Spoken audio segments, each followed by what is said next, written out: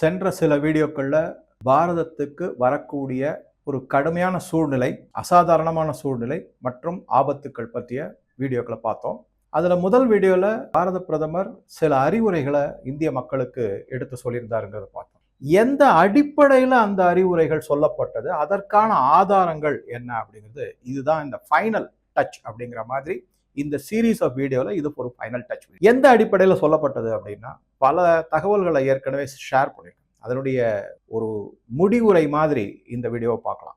April இறுதியிலையும் மே மாதம் ஆரம்பத்திலையும் இந்தியாவின் உளவுத்துறை மற்றும் நேஷனல் செக்யூரிட்டி அட்வைசர் திரு அஜித் தோவலமாக ஒரு விரிவான அறிக்கை பிரதம மந்திரி மோடி அவர்களிடம் சமர்ப்பிக்கப்பட்டது. அது எதை பத்தி அப்படின்னா, பலவிதமான நடவடிக்கைகள் இந்தியாவை சுத்தி நடந்துகிட்டு இருக்கு.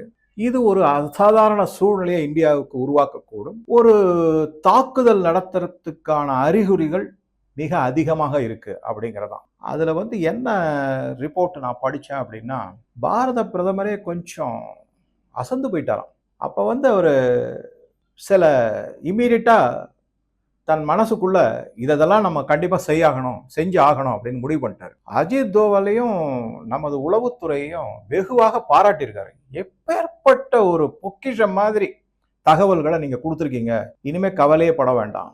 ஆனா இது வெறும் நமது இராணுவம், பாதுகாப்பு படை அவர்கள் எடுத்து நடத்தக்கூடிய வெறும் நடவடிக்கை மட்டுமல்ல, இதை வேற ஆங்கிள்லயும் நம்ம சமாளிக்கணும் அப்படின்னு சொல்லிட்டு தான் ஒரு 4-5 முக்கியமான பாயிண்ட்டை எல்லாரும் முன்னாடி வச்சாராம். அதுக்கப்புறம் என்ன ஆயிருக்குன்னா, முதல்ல அஜித் தோவல் இந்த மாதிரி ஒரு விரிவான அறிக்கை கொடுத்துருக்காரு. அதுக்கப்புறம் உடனே ராணுவ மந்திரியோட கலந்து ஆலோசனை செஞ்சிருக்காங்க, மீட்டிங் போட்டிருக்காங்க. அதுக்கப்புறம் அஜித் தோவல் பாரத பிரதமர், அஜித் தோவல், ராஜ்நாத் சிங் ராணுவ அமைச்சர், அதுக்கப்புறம் நிர்மலா சீதாராமன், ஏன்னா நிதி வேணும் இல்லையா, அது ரொம்ப முக்கியமாச்சு. அதுக்கப்புறம் வெளியுறவுத்துறை அமைச்சர் ஜெய்சங்கர், இவங்க எல்லாம் பல சுற்று பேச்சுவார்த்தைகள் வெகு விரைவாக செய்து உடனே முடிவு பண்ணிட்டாங்க. எந்தெந்த மாதிரி எல்லாம் நம்ம ஸ்ட்ராட்டஜி அப்படிங்கிறத எப்படி ஃபார்ம் பண்ணணும் என்ன அப்படின்னு. அதனுடைய ஒரு 5-6 முக்கியமான பாயிண்ட்டை நான் படித்தேன். எந்த மாதிரி சொல்றாங்கன்னா, முதலாவது என்ன அப்படின்னாக்க, மக்களை மனதளவுல தயார் செய்யணும். இல்லைன்னா ஒரு மிகப்பெரிய ஆபத்து காத்திருக்கு அப்படிங்கிறத அவங்க உடைந்து போய்க்கூடக்கூடாது, நொறுங்கி விடக்கூடாது. மனதளவுல அவங்களுக்கு ஒரு நம்பிக்கையை நம்ம தான் கொடுக்கணும். ஒரு தலைவனா நான் தான் அதை செய்யணும் அப்படின்னு அது ஒரு பாயிண்ட் முக்கியமான. அதுக்கு அடுத்ததா எதிர் தாக்குதல் நடத்துவதா இல்ல பிரிவென்டிவ் மெஷர்ன்றது முன் தாக்குதலை நடத்துவதா அப்படிங்கிற சில அறிக்கைகள் எல்லாம் அதை பேஸ் பண்ணி சில முடிவுகளை அதையும் எடுத்திருக்காங்க. அதுல எதை எடுக்க போறாங்கிறது சூழ்நிலைக்கு தகுந்த மாதிரி மாறக்கூடும் அப்படிங்கிறது ஒரு செய்தி வந்திருக்கு. மூன்றாவதா என்ன சொல்லியிருக்காங்க அப்படின்னாக்கா, ஒருவேளை தாக்குதல் இந்தியாவின் மீது நடத்தப்பட்டால் முக்கியமானது என்ன அப்படின்னா, உயிர் சேதம், பொருள் சேதமும் மிகப்பெரிய அளவுல எதுவும் ஆயிடக்கூடாது. குறிப்பா உயிர் சேதம், மக்களை காப்பாற்ற வேண்டியது இந்த அரசனுடைய கடமை. அது மூன்றாவது முக்கியமான பாயிண்டாக எடுக்கப்பட்டுள்ளது. நான்காவதா என்ன அப்படின்னாக்க, ராணுவத்தை தயார் நிலையில வைக்கிறது. இதுக்கு தான் நான் பல காரணங்களை உங்ககிட்ட சொல்லியிருக்கேன். இந்த வார்னிங் கொடுக்கறது, 4-5 எல்லைப்பகுதியில் இருக்கக்கூடிய ஏர் பேஸ் எல்லாம் மூடி வச்சது, இதெல்லாம் அந்த மாதிரி நிறைய தகவல்கள்லாம் இருக்கு. அதுக்கு அதாவது டிஃபென்ஸ் ரெடி அப்படிங்கிறது அது ஒண்ணு. நான்காவது பாயிண்டா சொல்லுவாங்க. அடுத்ததாவது, ஒருவேளை இந்தியாவின் மேல் கை வைக்கப்பட்டால் பாகிஸ்தானுடைய கதை அதோட முடிஞ்சது அப்படிங்கிற மாதிரி நம்மளுடைய எதிர்த்தாக்குதல் இருக்க வேண்டும். தான் இனிமே பாகிஸ்தான் பேச்சே வரக்கூடாது. ஒரு வழியா அடித்து ஒழித்து விட வேண்டும், அந்த நாட்டை குட்டிச்சோராக்கிடணும். அந்த மாதிரி ஒரு திட்டத்தை தீட்டிருக்காங்க. பற்றியெல்லாம் பல தகவல்களை பேசியிருக்காங்க. ஆலோசனைகள்லாம் முன்வைக்கப்பட்டன, கலந்து ஆலோசித்து எல்லா முடிவுகள்லாம் எடுக்கப்பட்டன. இதன் காரணமாகத்தான், அதாவது பாகிஸ்தான் தவிர பங்களாதேஷ்லயும் பல பாதிப்புகளை ஏற்படுத்தணுங்கிறதும் குறிப்பால உணர்த்திருக்காங்க. அதுவும் இருக்கு. இதை என்ன சொல்றாங்கன்னா, பாரத பிரதமரும் சரி, ராணுவ மந்திரியும் சரி, மார்ச் மாதத்திலிருந்தே இதை பற்றிய சில சந்தேகங்களை எழுப்பியிருக்காங்க. அதன் மூலமாகத்தான் உளவுத்துறைக்கு இந்த அசைன்மெண்ட் கொடுக்கப்பட்டது. அவங்களும் மிக திறமையாக செயல்பட்டு பல மதிப்புமிக்க தகவல்களை கொண்டு சேர்த்திருக்காங்க அப்படிங்கிறதா முக்கியமான விஷயம். அதுல சரி, அந்த மாதிரி சொல்லும்போது தான் எப்பவுமே என்ன பண்ணுவாங்கன்னா, சார் வெறும் இராணுவ தளவாடங்களும் ஆயுதங்களும் சாதனங்களும் மட்டும் இருந்தால் போதுமானா, அது என்ன சொல்லுவாங்கன்னா, ஆர்மி மொபிலைசேஷன் அப்படின்னு ஒரு டேர்ம் இருக்கு, அது சொல்லுவாங்க. அதாவது படைகளை கொண்டு தயார் நிலையில வச்சு எந்தெந்த இடத்துல, அதாவது ஸ்ட்ராட்டஜிக் பொசிஷன், தியேட்டர் அப்படின்னு சொல்லுவாங்க இல்லையா, அந்த மாதிரி கொண்டு நிறுத்தி வைப்பாங்க. அந்த மூமெண்ட்டை எல்லாமும் துல்லியமா நமது உளவு ஸ்தாபனங்கள் கணித்து எந்தெந்த இடத்துல எந்தெந்த மாதிரி படைகள் நிறுத்தப்பட்டுள்ளன, எந்தெந்த மாதிரி மூவ்மெண்ட் எல்லாம் இருக்கு, நகர்வுகள்லாம் எப்படி இருக்கு அப்படிங்கிறத சொல்லும் போது அவங்க என்ன சொல்லியிருக்காங்கன்னா, இது ஏதோ பாகிஸ்தானுக்கும் இந்தியாவுக்கும் இருக்கக்கூடிய மேற்கு எல்லையில மட்டுமல்ல, இந்தியா பங்களாதேஷ் எல்லையான கிழக்கு எல்லையிலையும் இந்த மாதிரி நகர்வுகள் நேர்பாடுகள் எல்லாம் நிறைய செஞ்சிருக்காங்க அப்படிங்கிறத சொன்ன உடனே தான் கொஞ்சம் அலர்ட் ஆயிருக்காங்க. சரி, இது நம்ம எதிர்பார்த்ததை விட அதிகமான அளவுல நடவடிக்கைகள்லாம் நடந்துகிட்டு வருது அப்படிங்கிறதையும் தெளிவா தெரிஞ்சு வச்சிருந்திருக்காங்க, அதை அனுமானிச்சிருக்காங்க. அதுக்கப்புறம் என்ன பண்றாங்கன்னா, இதுலதான் இன்னும் சில தகவல்களை சொல்லும் போது எதனால இதை மார்ச் அப்படின்னு சொல்லி பாத்தீங்கன்னாக்கா, உங்களுக்கு வெஸ்ட் பெங்கால்ல எலெக்ஷன், அஸ்ஸாம்ல எலெக்ஷன், தமிழ்நாடு, பாண்டிச்சேரி, கேரளாவை நம்ம கொஞ்சம் தள்ளி வச்சிருவோம் இப்போதைக்கு. ஏன்னா அதுல பாதுகாப்பு, எல்லை பாதுகாப்பு சம்பந்தப்பட்ட அச்சுறுத்தல்கள் குறைவு, இல்லைன்னு சொல்ல மாட்டேன், குறைவு. அதற்கான நேவி இருக்கு, அதை சரியான முறையில தடுத்து நிறுத்தி பாதுகாப்பு கொடுத்துருவாங்க இந்தியாவிற்கு, தமிழ்நாடு, கேரளா, பாண்டிச்சேரி போன்ற இடங்களுக்கு. சரி, இப்ப இந்த வெஸ்ட் பெங்கால் மற்றும் அஸ்ஸாமுக்கு வந்தோம்னா, அஸ்ஸாம்ல நான் சொன்ன மாதிரி ஏகப்பட்ட பிரச்சனை ஆல்ரெடி ஓடிட்டு இருக்கு. ஆனா என்ன குறிப்பால வந்துடுச்சுன்னா, இந்த பெட்டிங் மார்க்கெட், குறிப்பா நான் சொல்றது இந்த பாலி மார்க்கெட்ல என்ன சொல்லிட்டாங்கன்னா, அஸ்ஸாம்ல பாஜக தான் ஜெயிக்கும் அப்படின்னு. ஆனா வெஸ்ட் பெங்கால்ல ஆரம்ப கட்டத்துல என்ன சொல்லியிருந்தாங்க, இந்த பாலி மார்க்கெட், பெட்டிங் மார்க்கெட்ல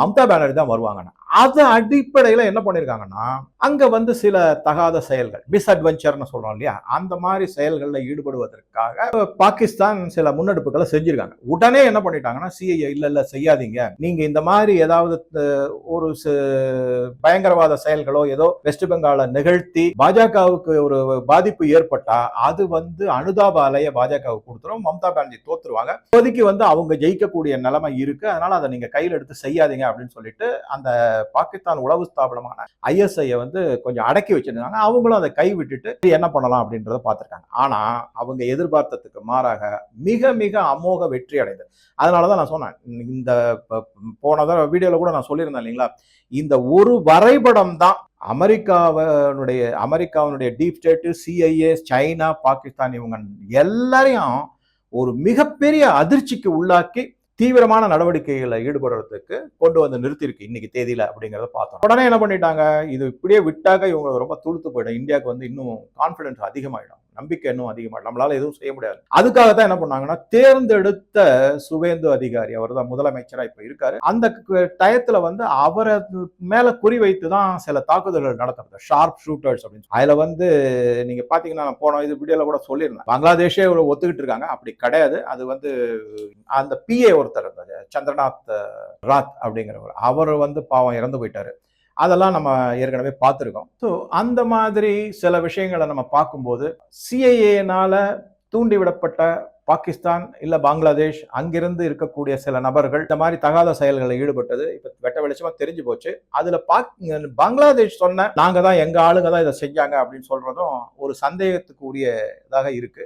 ஏன்னா இந்தியாவில் இருக்கக்கூடிய பலரையுமே அரெஸ்ட் பண்ணி என்கொயரி எல்லாம் நடந்துகிட்டு இருக்கு. அவங்க தான் அதுல அந்த சந்திரநாத், அதாவது சுவேந்து அதிகாரி, மேற்கு வங்க முதல்வரனுடைய PA இறந்து போனார். அவர் மேல தாக்குதல் நடத்தியது இங்க இந்தியாவிலே இருக்கிறவங்க தான். ஆனா அவங்களுக்கும் சுபாரி அப்படின்னு சொல்லுவாங்க. மும்பையில எல்லாம் இருந்தீங்கன்னா அவங்க சொல்லுவாங்க, சுபாரினா பணம் கொடுத்து அடுத்தவரை கொலை செய்ய வைப்பது, அதுக்கு பேரு, அது அந்த டீலுக்கு பேர் சுபாரி அப்படின்னு. அந்த மாதிரி செஞ்சிருக்காங்க அப்படிங்கிறது இது எல்லாம் ஒரு பக்கம் இருக்கும்போது உடனே அடுத்த விதமான காரியத்துல இறங்கிட்டாங்க. அதுதான் நான் போன 2-3 வீடியோல சொல்லியிருந்தேன். அமெரிக்கா 2 அல்லது 3 கப்பல்கள் மூலமாக ஆயுதங்களையும், அம்யூனிஷன்ஸ், பலவிதமான அட்வான்ஸ்டு எக்யூப்மெண்ட்ஸ், சாதனங்கள் எல்லாத்தையும் சைனா மூலமா அனுப்பி அதை நான் சொன்ன மாதிரி CPEC, China Pakistan economic corridor மூலமாக பாகிஸ்தானுக்கு கொண்டு குமிச்சிருக்காங்க. அந்த ஆயுதங்களுடைய மூவ்மெண்ட் தான் இப்ப இந்த எல்லை பகுதியில குமிச்சிருக்கு. ராணுவ வீரர்களும் ரெடியா இருக்காங்க இந்தியா மேல தாக்குதல் நடத்துறது, எந்த நிமிஷமும் தாக்கப்படலாம். இந்த செய்திகள்லாம் உளவுத்துறை மூலமாக பாரத பிரதமர் மோடிக்கு தெரிவிக்கப்பட்டது. அப்ப என்ன சொல்லியிருக்காங்கன்னா, ஆபரேஷன் சிந்தூர் 1 மாதிரி நம்ம எடுத்துக்க கூடாது. ஏன்னா அந்த ஆபரேஷன் சிந்தூர்ல போன வீடியோல சொன்ன மாதிரி அப்ப நம்ம ரொம்ப திறமையா எல்லாத்தையுமே இது பண்ணோம். அப்ப பாகிஸ்தான் திறமை இல்லாம இருந்தது, அதே மாதிரி சைனாவுடைய சாதனங்களும் திறமை இல்லாம இருந்தது. அதனால நம்ம ரொம்ப வெகு சுலபமாக 72 மணி நேரத்துல பேரழிவை உண்டாக்கிட்டு நம்ம வெளியே வந்துட்டோம். அதனால அந்த மாதிரி எடுத்துக்காம இப்ப ஆபரேஷன் ஆபரேஷன் சிந்தூர் 2 அது வருமா வராதான். நான் கூட ஆபரேஷன் சிந்தூர் 2 தான் வரும் அப்படின்னு நினைச்சேன். வேற மாதிரி ஸ்ட்ராட்டஜிஸ் எல்லாம் மாறிக்கிட்டு வருது அப்படிங்கறத படிச்சேன். இது வந்து ஆபரேஷன் சிந்தூர் அப்படிங்கறத இது இல்லாம வேற ஏதாவது ஒரு பேர் வச்சு ஒண்ணு இந்தியாவே பிரியம்டிவ் அட்டாக் அப்படிங்கிற மாதிரி வருமுன் காப்பது அப்படிங்கிற மாதிரி ஒரு தாக்குதலை நடத்தக்கூடும். அதற்கு வந்து அவன் எதை காரணமா சொல்லக்கூடும் அப்படின்னா இது ரொம்ப முக்கியமான செய்தியா இருக்கு. என்னன்னா பாரத பிரதமரும் சரி, இந்திய அரசும் சரி, ராணுவ அமைச்சர் ராஜ்நாத் சிங்கும் சரி, இனிமேல் இந்தியாவில் எந்த விதமான பயங்கரவாத தாக்குதல் நடந்தாலும் அது இந்தியாவின் மீது தொடுக்கப்பட்ட போராக கருதப்படும். அந்த போருக்கு பதிலாக இந்தியாவும் போர் தொடுப்பது போன்ற நடவடிக்கைகளில் ஈடுபட்டு தாக்குதல் பாகிஸ்தான் மேல நடத்தப்படும். அப்படி இப்ப இந்த இடத்துல நம்ம குறிப்பா சமீபத்தில் நம்ம எல்லாருக்குமே தெரியும், டெல்லியில வந்து சில அசம்பாவிதங்கள் நடந்தது, குண்டு வெடிப்புகள் நடந்தது. அதுல பல வந்து அதுவும் குறிப்பா மெடிக்கல் காலேஜில் இருக்கக்கூடிய டாக்டர்கள் அதுல இருந்தாங்க, அதுல வந்து இன்வால்வ் ஆயிருந்தாங்க அப்படிங்கறதெல்லாமும் நம்ம படிச்சோம். அப்பயே ராஜ்நாத் சிங் என்ன சொல்லிட்டாரு, இது வந்து பாகிஸ்தானால, நமது அண்டை நாடான பாகிஸ்தானால இந்தியாவின் மீது நடத்தப்பட்ட தாக்குதல், இது போருக்கு சமானம். அதனால எங்களுக்கு சரியான நேரத்தில் நாங்கள் போர் தொடுப்போம், பாகிஸ்தான் மீது பதிலடி கொடுப்போம்னு. அதனால இப்ப எப்பவுமே நல்லா என்ன நம்ம ஞாபகம் வச்சுக்கணும், ஏதாவது ஒரு பயங்கரவாத செயல் இந்தியாவில் நடந்ததுன்னா அது இனிமே போராக கருதப்படும். அந்த போர் அப்படின்னு கருதினாலே அதுக்கு பதிலடி போராகத்தான் இருக்கும் அப்படிங்கறது மாதிரி நம்ம கொண்டு போனோம். ஆக மொத்தம் ஆபரேஷன் சிந்தூர்ங்கிறது இனிமே இருக்குமா, அதை பத்தி சில சந்தேகங்கள் இருக்கு எனக்கு. வருமா வராதாங்கிறத விட, ஆனால் கண்டிப்பாக அப்ப என்ன ஆகும், ஏற்கனவே டெல்லியில நடந்த தாக்குதல் ஒரு போர், அதுக்கு நாங்க பதில் தாக்குதல் நடத்திட்டோம்னு கூட ஒரு பிரியம்டிவ் ஆக்ஷனாக கூட இருக்கலாம் அப்படிங்கிறதான். முன்னெச்சரிக்கை நடவடிக்கை தாக்குதல் இருக்கலாம். இல்ல ஒருவேளை அதற்குத்தான் அதை உத்தேசித்து தான் என்ன பண்ணாரு அசீம் முனீர் வந்து ஒரு ஸ்டேட்மெண்ட்டை கொடுத்தாரு. நான் சொன்ன மாதிரி அது வந்து மே மாசம் 10ஆம் தேதி நடந்த ஒரு கூட்டத்தில் அவர் என்ன சொன்னாரு, இந்தியா ஏதாவது தகாத செயல்கள், அதாவது அத்துமீறிய செயல்கள், அதாவது இந்த மிஸ் அட்வென்ச்சர்ங்கிறது இறங்கினால் அதற்கு இந்தியா மிகப்பெரிய விலை கொடுக்க வேண்டியிருக்கும். அவர் எந்த தைரியத்தில் அது மாதிரி சொல்றாரு அப்படின்னு பார்த்தோம்னா, பின்னாடி இந்த அமெரிக்காவினுடைய ஆயுதங்களும் சைனாவினுடைய ஒத்துழைப்பும் பண வசதிகளும், அதை தவிர துருக்கி வந்து 1 லட்சம் அட்வான்ஸ்டு ட்ரோன்ஸை வந்து கொடுத்துருக்காங்க அப்படிங்கிறது தான் முக்கியமான செய்தி. அதை தவிர பலவிதமான ராணுவ தளவாடங்கள் வந்து பாகிஸ்தானுக்கு வந்து சேர்ந்திருக்குங்கிறதும் மிக மிக முக்கியமானது. இதை எல்லாத்தையும் வச்சு பார்க்கும்போது அசீம் முனீர் இந்த மாதிரி பேசுறதுல ஒன்றும் அதிசயம் கிடையாது. யாரோ பின்னாடி இருந்து இது பண்றாங்க. எப்பவுமே ஒரு நம்மளே பாக்குறோம் இல்லையா, ஒரு ரொம்ப ரொம்ப சாதாரணமா இருக்கக்கூடியவனுக்கு ஒரு பணபலமோ இல்ல ஆள் பலமோ வந்ததுன்னா அவனுடைய நடவடிக்கை, அவனுடைய மெதப்பு எல்லாமே ஒரு மாதிரி, எல்லாமே டிஃப்ரெண்டா இருக்கும். ஒரு மெதப்பா தான் நடப்பாங்க, ஒரு அடுத்தவங்களை வந்து மிரட்டி பார்ப்பாங்க, ஒரு ஈகோயிஸ்டிக்கா தான் நடந்துப்பாங்க. இப்ப அசீம் முனீர் அந்த மாதிரி ஒரு பொசிஷன்ல தான் இருக்காங்க. அவங்க கிட்ட ஒன்றும் பெரிய ஸ்ட்ரென்த், சொந்தமா எந்த சரக்கும் கிடையாது, எல்லாமே வெளியில இருந்து வர்றது.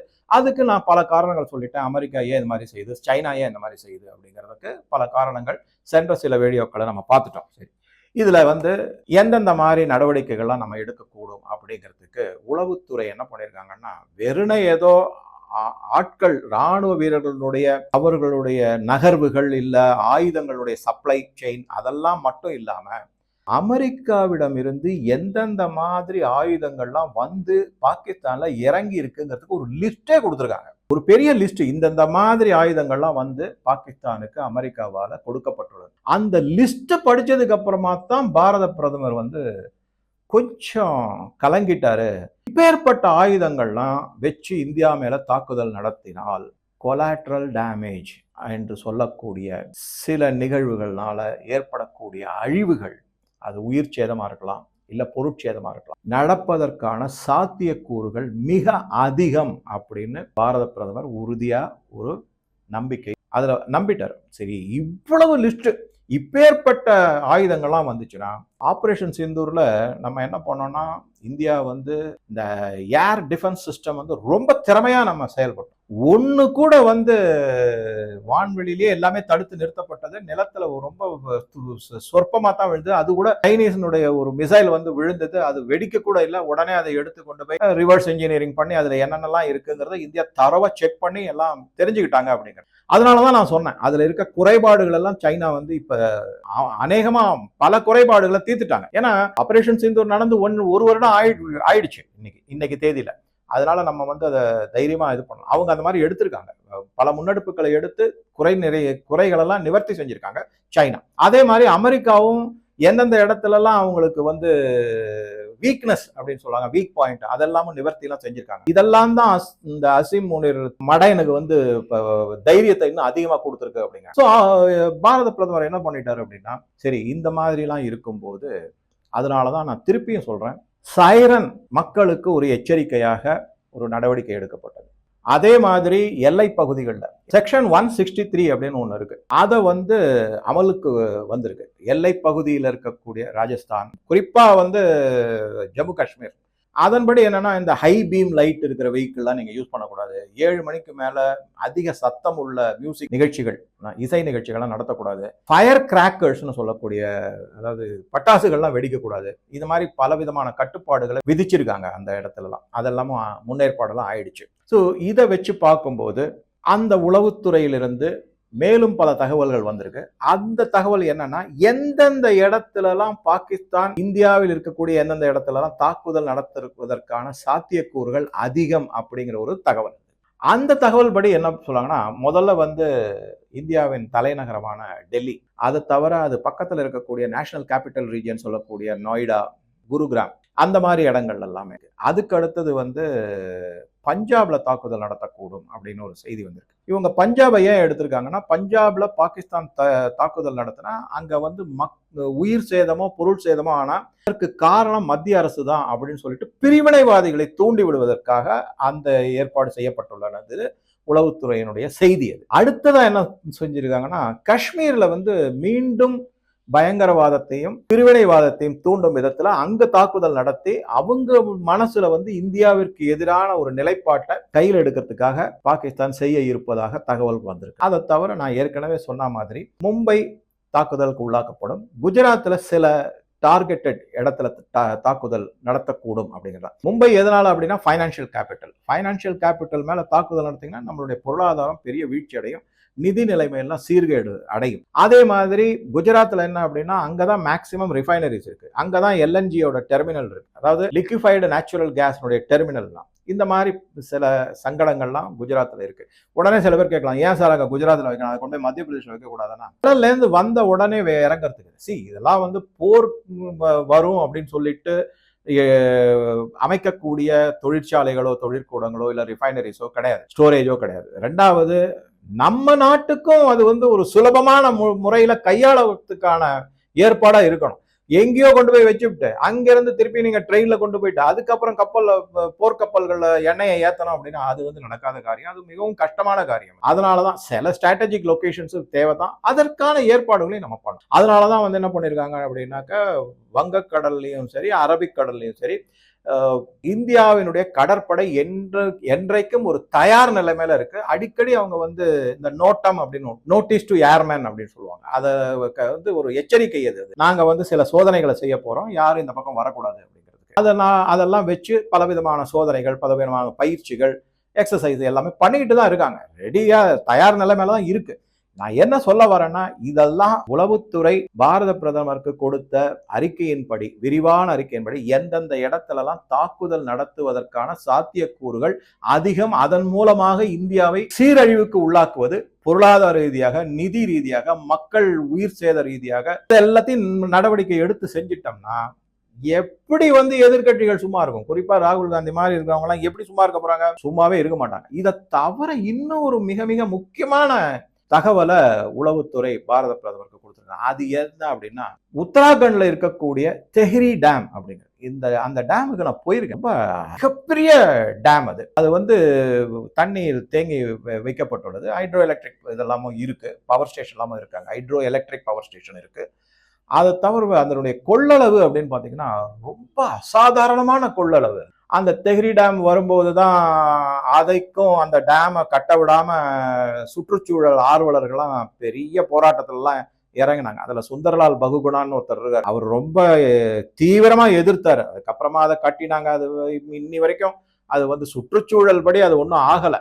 எப்பவுமே ஒரு டேம் கட்டினா அந்த தண்ணீர் கொள்ளளவு அதிகமாகும் போது பக்கத்துல இருக்கிற 1-2 கிராமங்கள் பாதிக்கப்படும், நான் இல்லைன்னு சொல்ல மாட்டேன். அதற்கான மாற்று ஏற்பாடுகள் மத்திய அரசால கொடுக்கப்பட்டதுங்கிறது தான் உண்மை. சரி, இப்ப என்ன அப்படின்னா, இந்த தெஹ்ரி டேம் மேல சைனாவுக்கு ஒரு மிகப்பெரிய கண் இருக்கு. ரொம்ப குறிப்பா இந்த டேமை எப்படியாவது அடிச்சு உடைச்சிட்டோம்னா இந்தியாவிற்கு பேரழிவை உண்டாக்க முடியும். அதனால அவங்க என்ன பண்றாங்க அப்படின்னா, இங்க பாருங்க, நான் சொன்ன மாதிரி மேற்கு பகுதியில் பாகிஸ்தான், கிழக்கு பகுதியில் பங்களாதேஷ், இப்ப நார்த் அதாவது உத்தராகண்ட் நம்மளுடைய வடக்கு பகுதியில் சைனாவினுடைய கைக்கூலிகளாக மீண்டும் பாகிஸ்தானே நடத்துமா இல்ல வேற யாராவது வச்சு செய்வாங்களா அப்படிங்கிற தகவல்கள்லாம் தெள்ள தெளிவா வெளிப்படையா வரல. ஆனா இந்த தெஹ்ரி டேமை பொறுத்த வரைக்கும் என்ன பிரச்சனை அப்படின்னா, ஒருவேளை அதன் மீது தாக்குதல் நடத்தப்பட்டால் அங்கு சேமித்து வைக்கப்பட்டுள்ள தண்ணீர் அப்படியே அசாதாரணமான கொள்ளளவு கொண்ட டேம், அது அணை, அதுல இருந்து அந்த தண்ணி வெளியில வந்துச்சுன்னா ரெஸ்ட் அஷ்யூர்ட் அப்படிங்கிறாங்க. என்ன அப்படின்னா, டெல்லி மற்றும் capital national capital region Gurgaon, Noida இதெல்லாம் இருக்கீங்களா, அது எல்லாமே நீருக்கு அடியில் போயிடும் அப்படிங்கிறாங்க. அந்த அளவுக்கு வெள்ள பாதிப்பு இருக்கும் அப்படிங்க. இந்த மாதிரி பெரிய நகரங்களே போகும்போது அதை சுத்தி அந்த ஏரியாவில் இருக்கக்கூடிய பல 100 கிராமங்களும் மிகப்பெரிய அழிவுக்கும் பாதிப்புக்கும் உள்ளாக்கப்படும் அப்படிங்கிறது தான் முக்கியமான செய்தி. இதுதான் பாரத பிரதமரை கொஞ்சம் அதிர்ச்சிக்கு உள்ளாக்கியிருக்கு அப்படின்னு சொல்லி நியூஸ் எல்லாம் வந்தது. அவர் என்ன நினைச்சிட்டாரு அப்படின்னா, நான் சொன்ன மாதிரி இதை ஒரு அதிர்ச்சியாக எடுத்துக்காம இதை ஒரு சவாலா எடுத்துக்கிட்டு, நான் ஏற்கனவே சொன்ன மாதிரி மக்களை தயார்படுத்துவது, ராணுவத்தை தயார்படுத்துவது, தளவாடங்களை தயார்படுத்துவது, ஃபாரின் எக்ஸ்சேஞ்சை நம்ம சேவிச்சோம்னாக்கா அதை ராணுவத்துக்கு உபயோகப்படுத்துவது, எண்ணெய்களை நம்ம குறைந்து உபயோகித்தோம்னா அதை ராணுவத்துக்கு உபயோகப்படுத்துவது, பாகிஸ்தானுக்கு மிகப்பெரிய பேரழிவை உண்டாக்குவது, இப்படி பல திட்டங்களை ஒவ்வொன்றா தனித்தனியா கம்பார்ட்மெண்ட்ல பண்ணி அதற்கான திட்டங்கள் எல்லாம் வகுப்பட்டு அதை ஒருங்கிணைத்து செயல்பாட்டுக்கு கொண்டு வருவதற்காக பயங்கரமா உழைச்சிக்கிட்டு இருக்காரு அப்படிங்கிறது தான் லேட்டஸ்ட் செய்தி நமக்கு. இதை என்ன சொல்றாங்கன்னா, நான் சொன்ன மாதிரி சைனா நேரடியாகவே தெஹ்ரி டேம் அட்டாக் பண்ணுமா இல்ல வேற யாராவது போடுவாங்கன்னா, அதுல ஒரு பர்டிகுலரா ஒரு செய்தி, ஒரு குறிப்பா ஒரு செய்தி படிச்சேன். அது என்ன அப்படின்னா, பாகிஸ்தானுக்கும் இந்தியாவிற்கும் பாகிஸ்தானுக்கும் இந்த பெஹல்காம் கொடூர நிகழ்வுக்கு பிறகு இண்டஸ் வாட்டர் ட்ரீட்டியை நிறுத்தி வைக்கப்பட்டது. அதாவது சிந்து நதி நீர் பங்கிட பாரத பிரதமர் நிறுத்திட்டாரு. அதெல்லாம் பைத்தியகாரத்தனமா நேரு காலத்துல போட்ட ஒப்பந்தங்கள், அதெல்லாம் அதுல இந்தியாவுக்கு சுத்தமா எந்த விதமான பெனிஃபிட்டுமே கிடையாது அப்படின்னு இப்ப எல்லாத்தையும் நிறுத்திட்டாங்க. அவங்க இன்டர்நேஷனல் கோர்ட் ஆஃப் இதுக்கெல்லாம் போயிருக்காங்க. அது இப்ப சமீபத்துல கூட நிறைய ரிப்போர்ட்லாம் வந்திருக்கு. நீங்க எடுத்து படிச்சு பார்க்கலாம். அதெல்லாம் அது முடியாதுன்ட்டாங்க. இந்தியா அதை ரிஜெக்ட் பண்ணிட்டாங்க. அதுக்கு சம்பந்தமே இல்லை. இது பைலேட்டரல் அக்ரிமெண்ட். இதுல மூன்றாவது நாடோ இல்ல ஒரு நடுநிலையான அமைப்போ இதுல எந்த விதமான ரோலே கிடையாது அப்படின்னு சொல்லி முடிச்சுட்டாங்க. அதை இப்ப பாகிஸ்தான சைனாவும் அமெரிக்காவும் எப்படி தூண்டி விடுறாங்கன்னா, இண்டஸ் வாட்டர் ட்ரீட்டிக்கு அதை நிறுத்தப்பட்டதுக்கு ஒரு பழிவாங்கல் நடவடிக்கையாக தெஹ்ரி டேமை நீங்க தாக்குதல் நடத்துங்க அப்படிங்கிற ரிப்போர்ட்டையும் பாரத பிரதமருக்கு கொடுத்துள்ளதாக செய்தி படிச்சேன் நான். கடைசியா இந்த அசிம் முனீரை பத்தி, அசிம் முனீர் என்ன சொல்றாங்க அப்படின்னா, அவனுக்கு சிறு வயது முதலில் இருந்தே இந்துக்களை பிடிக்காது, இந்தியாவை பிடிக்காது. அன்னையிலிருந்தே அவன் சூளுரைப்பான், நான் இந்தியாவையும் இந்துக்களையும் அடித்து ஒழிப்பேன். இந்தியாவை இந்த கஸ்வாயி ஹிந்த் அப்படின்னு ஒரு கான்செப்ட் வச்சிருக்காங்க. அதாவது என்னன்னா, இந்துஸ்தானை முழுமையாக முஸ்லிம் நாடாக மாற்றுவது, இஸ்லாமிய மயமாக்குவது, அதுதான் கஸ்வா ஏ ஹிந்த் அப்படிங்கிறது. அது ஒன்று. அதை தவிர காஷ்மீருக்கு நான் சுதந்திரம் வாங்கி கொடுப்பேன். இதெல்லாம் அவன் சிறு வயதிலிருந்தே அவன் மனசுல ஆழமா பதிய வச்சத சமீபத்துல நான் சொன்னேன் இல்லையா, 10ஆம் தேதி மே மாசம் 2026 ஒரு கூட்டத்துல எனது சிறு வயது ஆசைகள் அன்னையிலிருந்து நான் இன்னி வரைக்கும் இதை மனசுல போட்டு உரு ஏத்தி வச்சிருக்கேன் அப்படிங்கிறதையும் வெளிப்படையா அவனே சொல்லியிருக்கான். அதுதான் ஒரு நமக்கு என்னன்னா, அவன் பைத்தியக்காரத்தனமா ஏதாவது சொல்லிக்கிட்டு இருப்பான், நம்ம பதில் தாக்கடி கொடுக்கலாம். ஆனா என்ன முக்கியமானதுன்னா, அந்த பைத்தியக்காரன் இருக்கான் இல்லைங்களா, ஏதாவது ஒரு ரொம்பவும் மிக மோசமான கடுமையான நடவடிக்கை எடுத்து, இப்ப இந்த தெஹ்ரி டேம் மேலேயோ இல்ல நான் சொன்ன பல இடங்கள் மீது என்னதான் இருந்தாலும் ஒரு போர் அப்படின்னு வரும்போது 100% தற்காப்பு இல்ல பாதுகாப்பு அப்படிங்கிறது ஒரு கொஸ்டின் மார்க் தான். இஸ்ரேல்லையே நீங்க பாத்தீங்கன்னா, அவங்க இந்த அயன் டோம் வச்சிருக்காங்க, டேவிட் ஸ்லிங் வச்சிருக்காங்க. இதெல்லாம் வான் தடுப்பு சாதனங்கள். அதையும் மீறி இஸ்ரேல் உள்ள சில கட்டடங்கள் மீது, அதுவும் ஹைரைஸ் பில்டிங்னா அவங்க தான் அது ஈஸி டார்கெட் அப்படின்றாங்க. உயர்ந்த கட்டடங்கள் எல்லாமே எப்பவுமே மிக சுலபமான தாக்குதலுக்கு உள்ளாக்கக்கூடியவை. அந்த மாதிரி அதை என்ன பண்ணிருக்காங்கன்னா, இஸ்ரேல்ல தாக்குதல் நடந்திருக்கு. இத்தனைக்கும் ஈரான் இன்னும் பெரிய பிரமாதமான ஆயுதங்கள்லாம் வச்சிருக்கக்கூடிய நாடு கிடையாது, வெறும் சுண்டக்கா சின்ன நாடு அது. அமெரிக்கா அவ்வளவு வல்லரசு. நான் அது போன வீடியோல கூட சொல்லியிருந்தேன். அந்த மாதிரி இந்த வெறி பிடிச்ச தனமா இவன் பேசுறதெல்லாம் பார்க்கும்போது ஏதாவது ஒரு சிறு அளவில் கூட சேதங்கள் இந்தியாவிற்கு ஏற்பட்டால் உயிர் சேதமும் பொருட்சேதமும் எதிர்கட்சிகள் சும்மா இருக்க மாட்டாங்க. இதுதான் முக்கியமான செய்தி. ராகுல் காந்தியெல்லாம் தெருவில் இறங்கி போராடுங்க, உடனே சொல்லிடுவாங்க போரை நிறுத்துங்க, வந்து சரண்டர் ஆயிடுங்கன்ற லெவலுக்கு போயிடுவாங்க. ஒத்துழைப்பு சுத்தமாக இருக்காது, கண்டிப்பாக இருக்காது. அதனால தான் பாரத பிரதமர் மக்களை தயார்படுத்துறார், மக்களுடைய நம்பிக்கையை கையில் எடுக்கிறார். நீங்க எனக்கு உறுதுணையா இருங்க, என்னால் முடிஞ்ச வரைக்கும் மேக்சிமம் 100% வரைக்கும் நான் 99.9% இந்த நாட்டினுடைய பாதுகாப்புக்காக நான் அயராது உழைப்பேன் அப்படிங்கிற மாதிரி பல தகவல்களுடன். இதை தவிர சமீபத்தில் நான் படித்தேன், நம்ம விமானப்படை தளபதி ஏபி சிங் இருக்காங்க, அவர் வந்து அம்ரித்சரில் இருக்கக்கூடிய குருத்வாராவுக்கு போயிருக்காரு. அவங்களுடைய புனித ஸ்தலம் அது, ஓகே, ஹர்மந்திர் சாஹிப் அப்படின்னு சொல்லுவாங்க. அது அங்கே போய் பிரார்த்தனை செஞ்சுட்டு, அதே மாதிரி இராணுவ தளபதியும் பூரி ஜெகநாத் அந்த கோவிலில் போய் பிரார்த்தனை செஞ்சுட்டு, இந்த மாதிரி அவங்க என்ன சொல்றாங்கன்னா, அதை வந்து invoking the blessing of the god to India அப்படிங்கிற மாதிரி சொல்லிடுறாங்க. இறைவனின் அருள் இந்தியாவிற்கு கிடைக்க பிரார்த்தனை செய்துவிட்டு வந்திருக்கிறார்கள் அப்படிங்கிறதான். ஆக மொத்தம் இந்த மாதிரி பல முன்னெச்சரிக்கை நடவடிக்கைகள், அசீம் முனிரனுடைய உளறல்கள், அவனுடைய தைரியம் பின்னாடியிலிருந்து யார் கொடுத்துருக்காங்க, எந்தெந்த மாதிரி செயல்பாடுகளாக நடந்திருக்கு, நடவடிக்கைகளாக எடுக்கப்பட்டுள்ளன அப்படின்னு பார்க்கும்போது நம்ம வந்து ஒரே ஒரு பாயிண்ட்ல தான் உறுதியா இருக்கணும். என்ன அப்படி, நமக்கு முதல் தேவை நாட்டுப்பற்று, நம்ம நாட்டை காப்பாற்றணும். அதுக்கு நம்ம என்ன செய்யணும்னா, நம்ம வந்து ஒன்றும் இராணுவத்துக்கு துப்பாக்கி எடுத்துக்கிட்டு சண்டை போடுறதுக்கு பாகிஸ்தானிய இராணுவத்துக்கு எதிராக போக சொல்லணும். நம்மளுடைய தலைவர் பாரத பிரதமருக்கு கொஞ்சம் உறுதியா இருக்கணும். எந்த விதமான வதந்திகளுக்கும் நம்ம நம்பக்கூடாது. நான் எத்தனையோ முறை சொல்றேன், எவ்வளவோ விளக்கங்கள் சொல்றேன். ஆனா இன்னும் பல பேர் வந்து என்ன சொல்றாங்கன்னா, நீங்க கமெண்ட்ல எல்லாம் போய் பார்த்தீங்கன்னா, நீங்க வந்து அதை பத்தி பேசல, இந்தியாவில் இருக்கிற கரப்ஷனை பத்தி பேச, அண்ணாமலை வந்து மத்திய அரசை ஏமாத்திட்டாங்க, இன்னும் வந்து அவங்க சொல்லிக்கிட்டு இருக்காங்க. சரி, ஓகே, என்ன செய்ய முடியும்? அதான் சொல்றேன்ல, ஆதங்கத்தை தவிர வேற என்ன எதுவும் செய்ய முடியாது. இவங்களை வந்து கடவுள் தான் இவங்களுக்கு புரிய வைக்கணும் அப்படின்னா வேண்டிக்க முடியும் நம்ம. ஸோ இதுதான் நான் சொல்ல வந்த முக்கியமான எல்லா செய்தியும். இதில் வந்து ஒரு 4-5 வீடியோ நம்ம சொல்லியிருக்கோம். இது எல்லாத்துலேயுமே இராணுவ ரீதியான தாக்குதல், ஆயுதம் மூலமான தாக்குதல்களை பற்றி தான் நான் சொல்லியிருக்கேன். இதை தவிர அமெரிக்கா மற்றும் சைனா, அதை தவிர ஜப்பான், இந்த 3 நாடுகள் பொருளாதார ரீதியாக, நிதி ரீதியாக பல நடவடிக்கைகளில் ஈடுபட்டிருக்காங்க. அதுதான் இந்த இராணுவ நடவடிக்கையை விட இன்னும் மோசமான விளைவுகளை இந்தியாவிற்கு ஏற்படுத்தும் அப்படிங்கிற தகவலும் வந்திருக்கு. அதை வந்து இன்னொரு வீடியோவில் கொஞ்சம் விளக்கமாக எல்லா டீட்டெயில்ஸையும் எடுத்து ஒரு கோர்வையாக அவங்க கூட நான் ஷேர் பண்ணுறேன். ஸோ இந்த வீடியோக்களை பற்றிய உங்கள் கருத்துக்களை தெரிவிக்கவும் நன்றி, வணக்கம்.